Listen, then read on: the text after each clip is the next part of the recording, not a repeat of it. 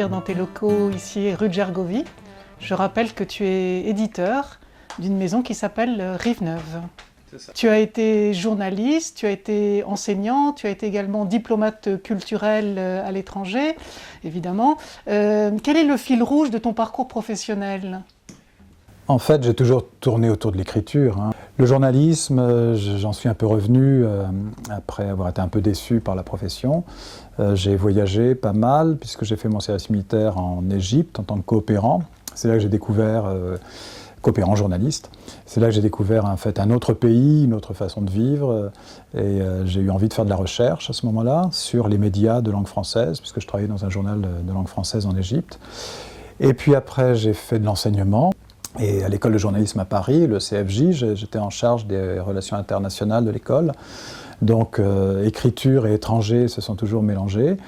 J'ai dirigé un centre culturel à Ramallah, le premier, c'était un centre franco-allemand à Ramallah, juste à côté de Jérusalem. Et puis après, j'ai passé 3 ans à Sarajevo, à l'ambassade, en service de coopération. Et là, moi j'étais parti pour être diplomate culturel, justement, 100%, et puis je me suis quand même beaucoup ennuyé, même si Sarajevo est une ville passionnante, mais enfin le travail d'ambassade n'était pas très intéressant. Et au même moment, j'étais en relation avec l'éditeur qui dirigeait Rive-Neuve et qui m'avait proposé de faire une collection chez lui, à partir de mon premier livre.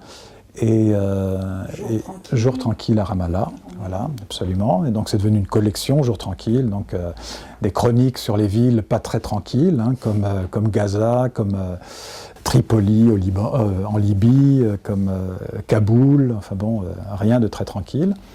Mais c'était toute l'ironie de la collection. Et là, la proposition m'a été faite de reprendre Rive-Neuve. Et je me suis dit, bah, pourquoi pas.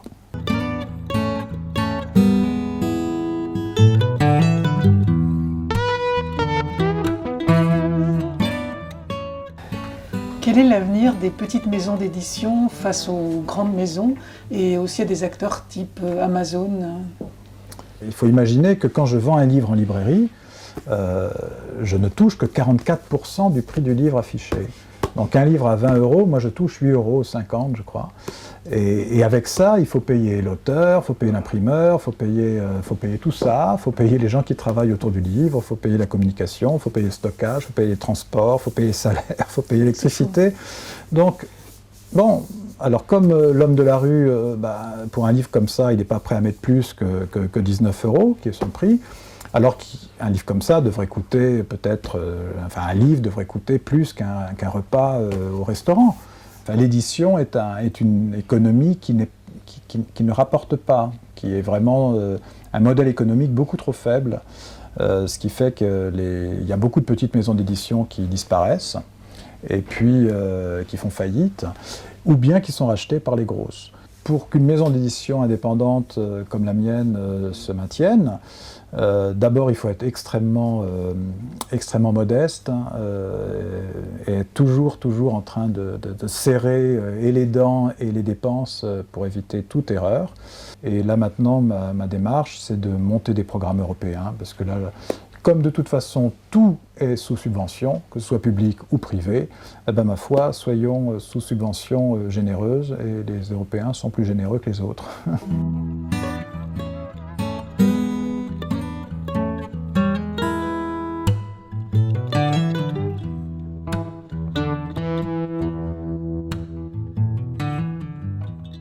Notre slogan, c'est la maison d'édition indépendante qui raconte le monde aux Français et les Français au monde.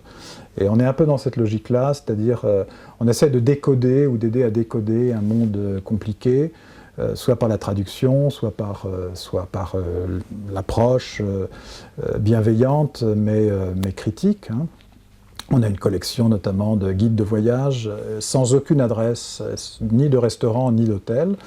Et c'est que des références culturelles, le background, l'histoire intime, les mentalités, les traditions, les sagesses populaires, etc., pour comprendre et pour bien se comporter quand on voyage. Donc c'est à destination des hommes d'affaires. Un angle original, oui. Voilà. C'est pour les hommes d'affaires, c'est pour les touristes, c'est pour les journalistes, c'est pour les étudiants. Cette vision des choses se retrouve dans toutes les collections chez nous. que ce soit en fiction ou en non-fiction. Donc les essais, c'est tout à fait ça. On a beaucoup d'auteurs étrangers vivant en France, beaucoup d'auteurs français vivant à l'étranger. On est vraiment dans cette espèce de lien entre la géopolitique, les migrations, l'exil, et ça se retrouve, le voyage, le tourisme, mais un tourisme responsable. C'est un peu ça notre pédigré. En ce moment, là, on vient de sortir dans la revue que nous faisions,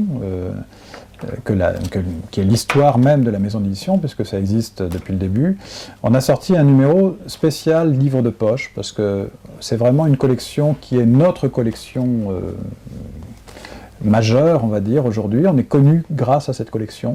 Une identité visuelle très forte, avec une artiste du 14e arrondissement, France Dumas, que vous connaissez par cœur, qui a fait effectivement cette collection, enfin ses dessins, ses gravures, sur gomme et non pas sur bois, contrairement à ce que tout le monde croit a priori.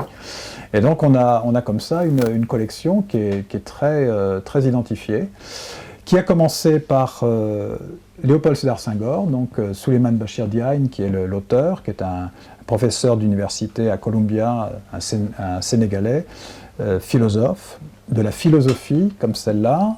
On a été amené à le publier et à l'imprimer 3 fois. Donc on a 3000 exemplaires de livres en philo qui ont été vendus. Un essai en philo à 3000 exemplaires, c'est incroyable.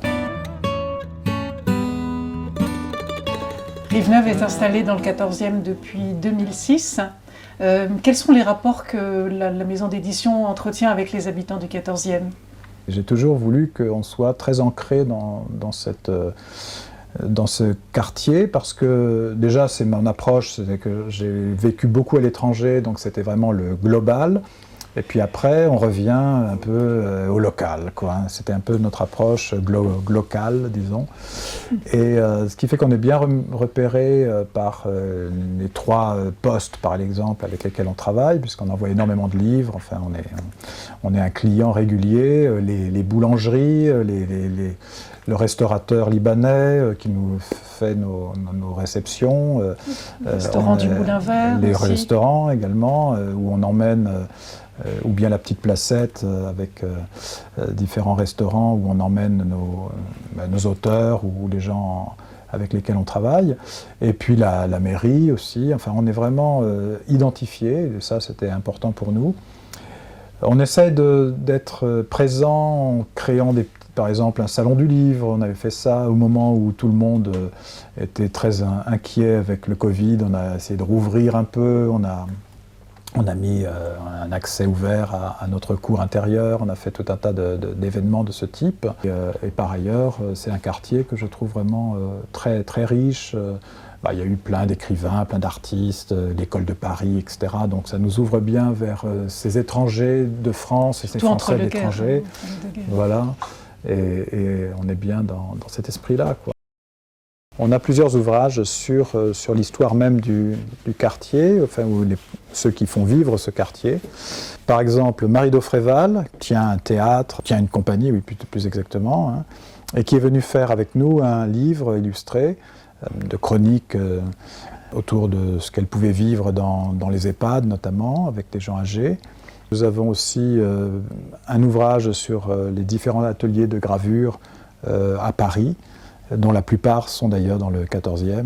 Il y a une vraie histoire, effectivement, de la gravure dans ce quartier. Et puis, un livre vraiment marqué 14e arrondissement, c'est cet ouvrage, Figures du 14e, réalisé avec Béatrice, François et France. Et c'est un ouvrage avec des personnalités importantes. Est-ce qu'on peut dire que tu n'as jamais été aussi heureux qu'aujourd'hui, dans ton poste actuel ? C'est compliqué d'affirmer les choses comme ça, mais c'est vrai que je suis très content du choix que j'ai fait. C'était pas un choix simple. Je suis très heureux au sens où j'ai pas de patron, donc ça c'est énorme. Et puis ça me permet aussi d'avoir un lien avec toutes mes anciennes vies. Et ça, je trouve ça assez formidable. C'est-à-dire qu'à la fois le fait que j'ai été journaliste et que j'ai beaucoup voyagé, le fait que j'ai travaillé dans les réseaux culturels étrangers, le fait que j'ai fait de l'enseignement ou travaillé à l'université, je retrouve maintenant des anciens collègues qui viennent publier chez moi, je retrouve des pays où j'ai aimé aller, mais maintenant j'y vais avec un livre. Enfin, c'est plein de connexions comme ça qui font que c'est une vie très sympathique. Voilà.